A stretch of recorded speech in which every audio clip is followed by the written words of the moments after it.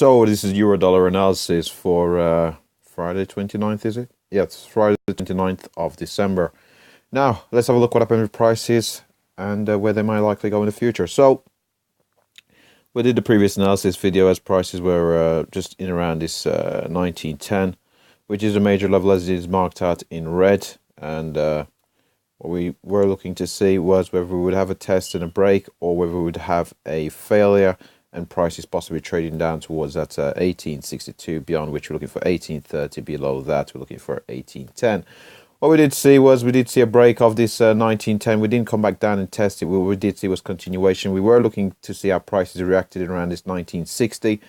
And as we can see, pretty much, let's just see where we are there. Prices came all the way up to this 1959. And we've had a bit of a pullback, 20 pips or so, back down to the 20-period moving average now. The reason I mentioned 1960, I didn't actually mark it out in the chart, but the reason I did mention 1960 in the previous video was it aligned with this previous swing high in the market. So this previous swing high, before we did see this bit of a sell-off, bit of a pullback there, and then we did see more sell-side momentum come back into the market in around that 1960. That's pretty much the reason why that was the thinking behind that level. So full disclosure, I've just highlighted it there. As you can see to the top of the charts over there. There we are. So we've got the high there being at 1961.2. Suppose I could put it on the charts now as we've had a little test of it.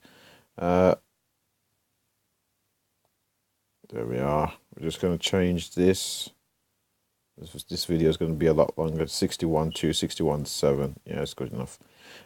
So we just put out on the charts there, and let's get back to where we were. So it was that swing high over there. That's the reason I mentioned 1960. As we can see, we came up to that 1959 within a pip or so. And we've had a bit of a pullback down towards this 20-period moving average. Now, where we are, we haven't seen a pretty strong sell-off from this 1960 level. It was just a previous swing in the market.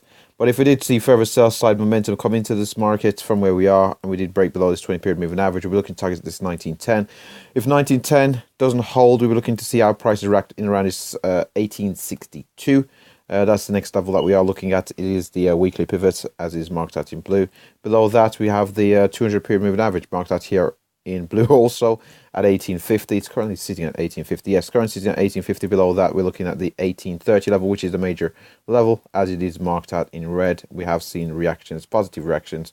Well, I shouldn't say positive, bullish reactions from this 1830, and we've also got the other levels below. I can't anticipate prices moving much beyond 1830, to be honest with you, unless we do have quite a bit of market volatility. Now, to the upside, if we do hold this 20-period moving average, we do see some bullish buy-side momentum possibly coming in and around this 1910 or slightly above it. We look to see how prices react in around this 1960 on a retest, whether we do see a test and a further breakdown in prices, or whether we do see something similar to as we have seen over here in 1910.